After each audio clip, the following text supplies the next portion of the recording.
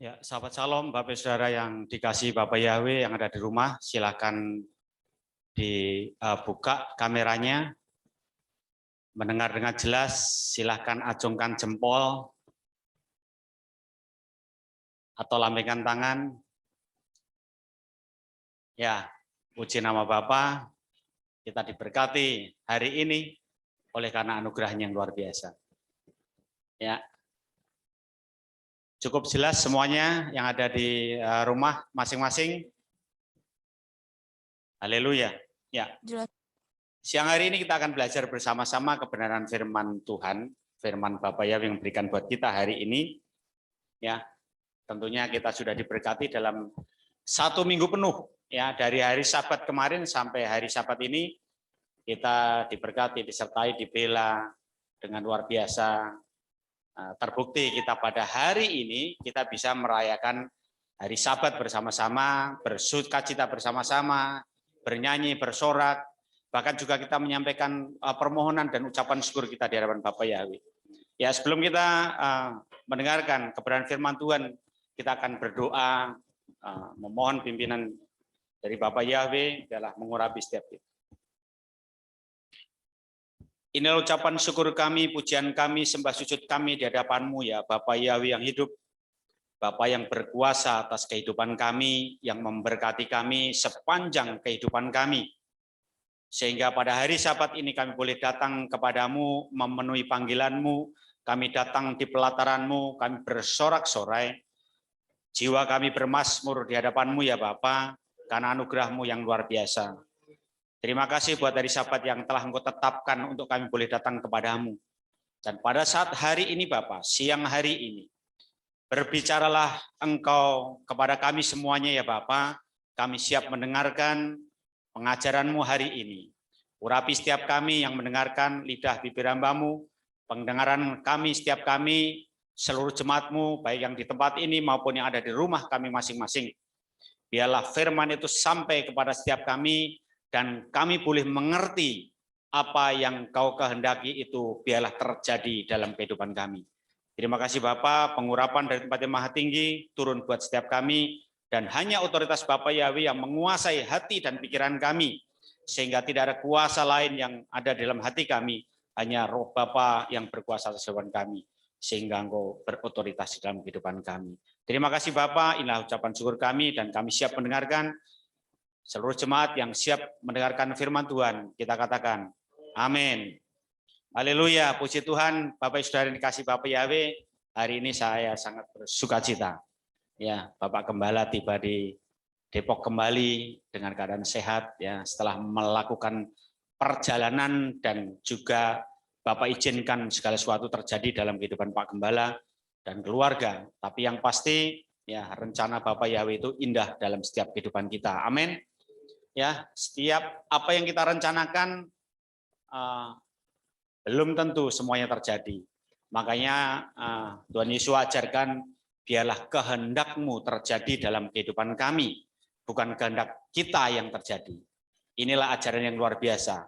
Pada saat kita boleh melangkah keluar, ya, melakukan segala sesuatu, segala aktivitas kita apapun, ya, biarlah kehendak Bapa yang terjadi dalam kehidupan. Nah, tentunya Bapak Saudara kasih Bapak, bahwa perjalanan Bapak Gembala dari tempat ini sampai ke Pekanbaru dan akhirnya terjadi sakit penyakit di sana ya karena COVID gitu. Akhirnya Ibu Gembala dipanggil di pangkuan Bapak, dan Bapak Gembala melanjutkan ke Medan untuk melanjutkan pelayanan yaitu pekabaran Injilnya di Medan. Tentunya ini butuh tantangan, butuh effort yang luar biasa, butuh biaya dan semuanya. Bagaimana tentang pengutusan? Bapak Gembala diutus langsung ya jalan ke Medan. Nah, pada siang hari ini Bapak Saudara, kita juga akan belajar tentang pengutusan. Siapa yang diutus? Kita akan belajar bersama-sama tentang Nabi Musa. Kita akan buka kitab suci kita di Keluaran pasal 4.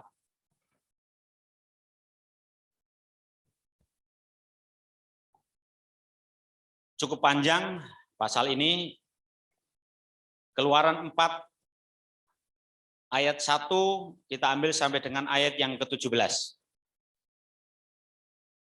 Kalau pasal 3 judul pasalnya adalah Mose diutus oleh Bapa Yahweh, dan ini pasal 4 ini adalah terus lanjutannya. Sebetulnya kita harus baca dari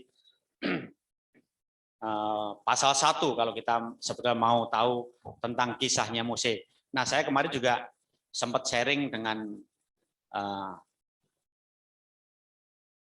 hamba Tuhan Eli ya, sama Septian pada saat kita berkunjung ke sana.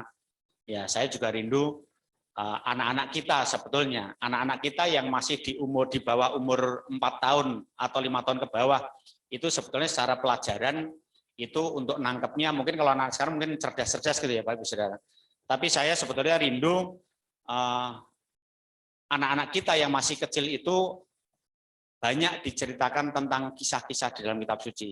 Contohnya kitab tentang penciptaan, hari pertama sampai hari ke-6, kisahnya Mose, kisahnya Daniel. Saya kepadaku dan tidak mendengarkan perkataanku, melainkan berkata, Bapa Yahweh tidak menampakkan diri kepadamu. Bapa Yahweh berfirman kepadanya, apakah yang ada di tanganmu itu? Jawab Mose, tongkat. Firman Bapa Yahweh, lemparkanlah itu ke tanah. Dan ketika dilemparkan ke tanah, maka tongkat itu menjadi ular. Sehingga Mose lari meninggalkannya. Tetapi firman Bapa Yahweh kepada Mose, ulurkanlah tanganmu dan peganglah ekornya. Mose mengulurkan tangannya, ditangkapnya ular itu lalu menjadi tongkat di tangannya. Supaya mereka percaya bahwa Bapa Yahweh, Tuhan nenek moyang mereka, Tuhan Abraham, Tuhan Ishak, dan Tuhan Yakub telah menampakkan diri kepadamu. Lagi firman Bapa Yahweh kepadanya, masukkanlah tanganmu ke dalam bajumu. Dimasukkanlah tangannya ke dalam bajunya, dan setelah ditariknya keluar, maka tangannya kena kusta, putih seperti salju. Sesudah itu firman-Nya, masukkanlah tanganmu kembali ke dalam bajumu.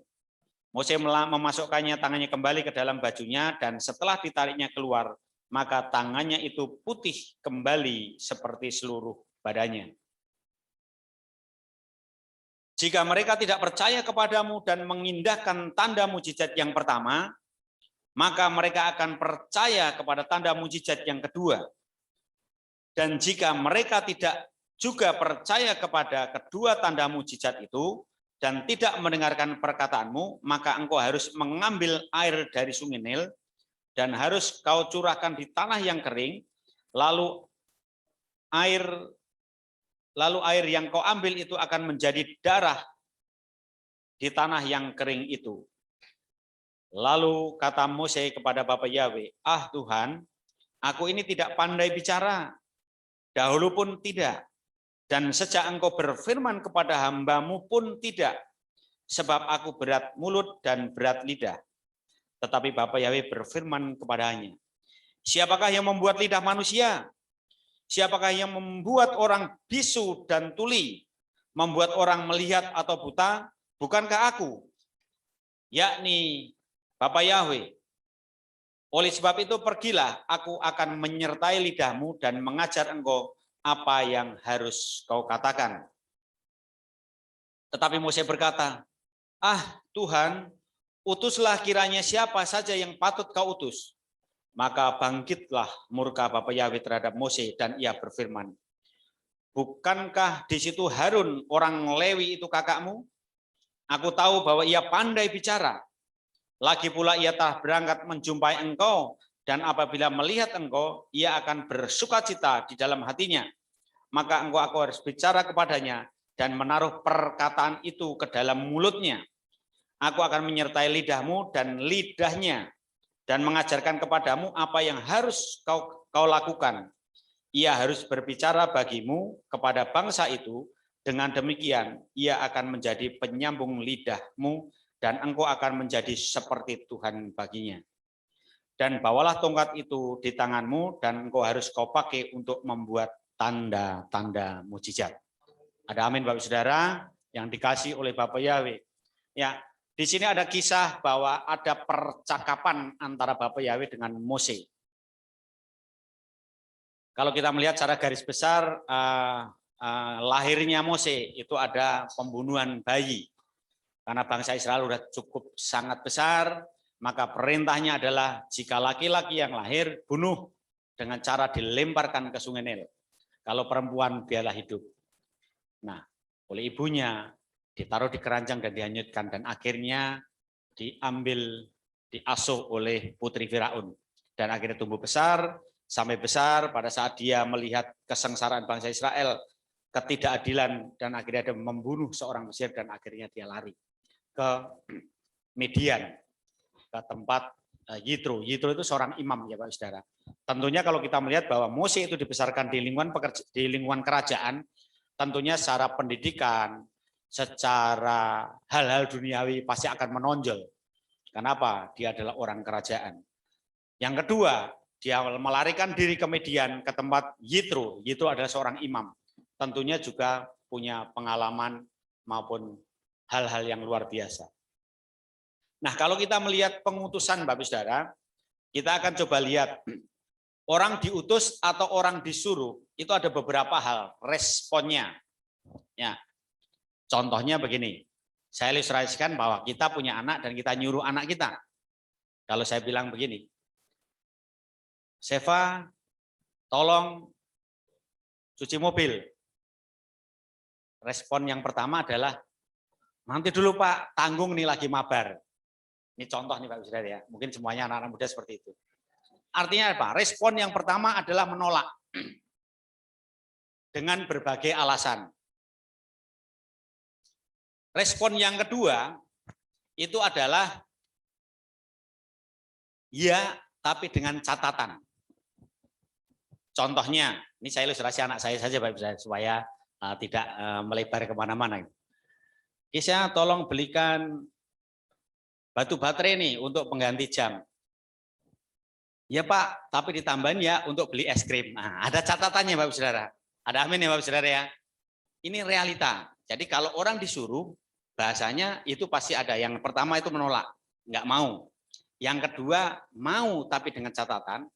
Dan respon yang ketiga adalah,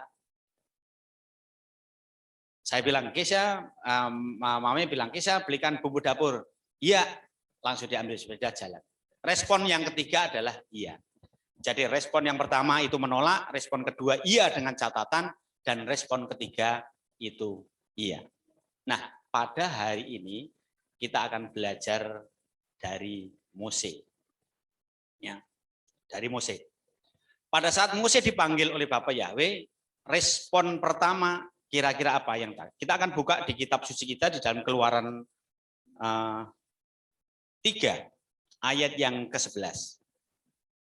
Judul perikopnya Mose diutus oleh Bapak Yahweh.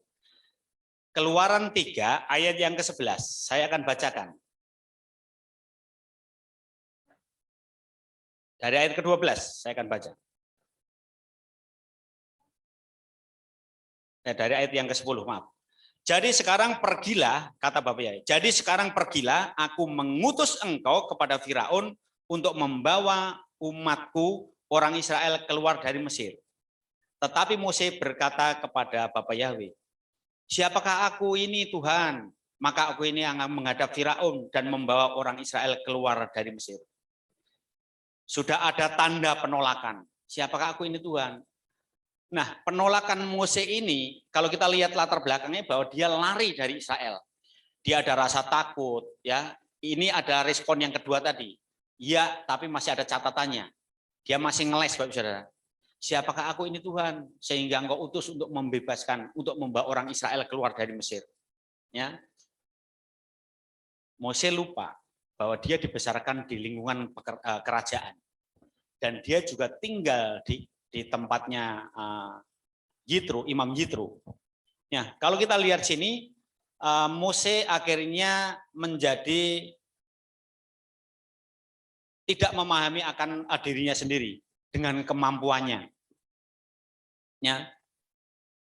Jadi yang kita lihat bahwa pada saat dikatakan Mose kamu berjalan dari Midian pergi ke Israel untuk membawa bangsa Israel keluar dari Mesir sampai ke tanah Kanaan. Dia tidak percaya diri, Bapak Saudara. Ya, apa yang kita bisa petik dari Mose? Ada penolakan di dalam tahap awal. Nah, untuk